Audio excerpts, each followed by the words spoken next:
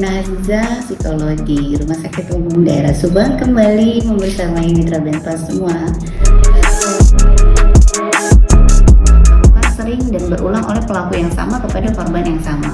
Korbannya ini atau orang yang dikenakan perilaku yang tidak menyenangkan itu merasa nggak suka.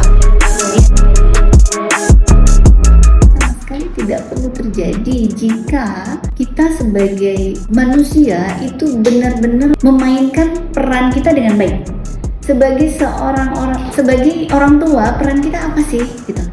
Ya kan? Kalau kita sudah memainkan peran kita sebagai orang tua dengan baik, sebagai ibu bagaimana, sebagai ayah bagaimana ke anaknya, saya pikir tidak ada anak yang pada akhirnya nggak mau terus terang dan segan kepada orang tuanya. Ketika kita memainkan peran dengan baik sebagai seorang guru itu kan digugu dan ditiru, ya kan?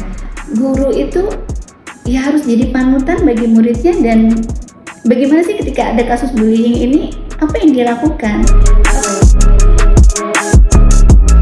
Untuk di tingkat SD tidak hanya ke pelaku, tapi kita juga butuh ke orang tua, karena ketika tadi ya si pelaku ini sudah kita dampingi secara psikologis, kita berikan edukasi, kita berikan perhatian, kita apresiasi, tapi ketika dia kembali ke rumah, kondisi rumahnya tidak diperbaiki.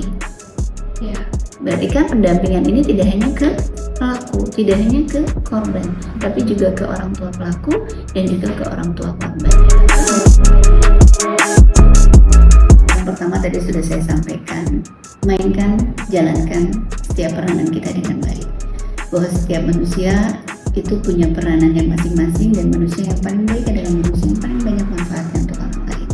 Dan yang kedua adalah yuk kita saling peduli dengan sesama, saling empati kita dikuatkan lagi, karena zaman yang serba digital ini membuat individualisme itu semakin kental.